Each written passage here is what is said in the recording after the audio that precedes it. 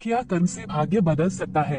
एक जंगल के दोनों ओर अलग अलग राजाओं का राज्य था और उसी जंगल में एक महात्मा रहते थे जिन्हें दोनों राजा अपना गुरु मानते थे। उसी जंगल के बीचों बीच एक नदी बहती थी।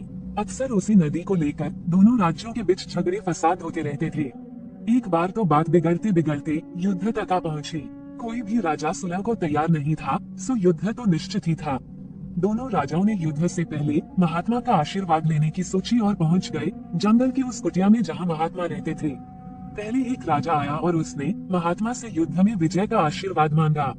महात्मा ने कुछ देर उस राजा को निहारा और कहा कि राजन, तुम्हारे भाग्य में जीत नहीं दिखती, आगे ईश्वर की मर्जी।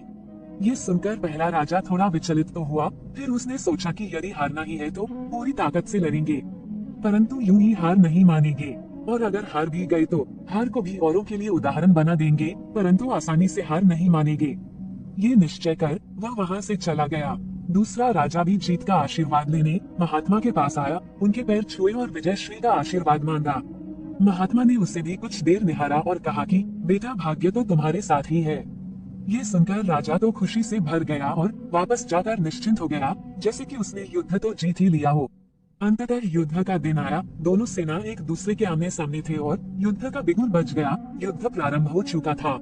एक तरफ की सेना ये सोचकर लड़ रही थी कि चाहे किस्मत में हार हो, पर हम हार नहीं मानेंगे, हम अपनी सर्वश्रेष्ठ कोशिश करेंगे, अपना सर्वस्व झोंक देंगे। और वही दूसरी तरफ की सेना एक निश्चिंत मानसिकता के साथ लड़ रही थी कि जीतना तो हमें ही है, तो घबराना कैसा। लड़ते लड़ते दूसरी सेना के राजा के घोड़े के पैर का नाल भी निकल गया और घोड़ा लड़खड़ाने लगा।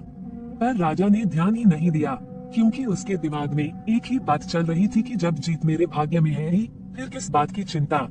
कुछ ही क्षण बाद दूसरे राजा का घोड़ा लड़खड़ा कर गिर गया, जिससे राजा भी जमीन पे गिर पड़ा और घायल हो गया, और वह दुश्मनों के बीच गिर गया।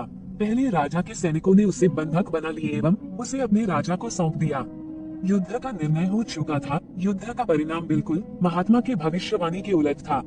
निर्णय के बाद महात्मा भी वहां पहुंच गए। अब दोनों राजाओं को बड़ी जिज्ञासा थी कि आखिर भाग्य का लिखा बदल कैसे गया।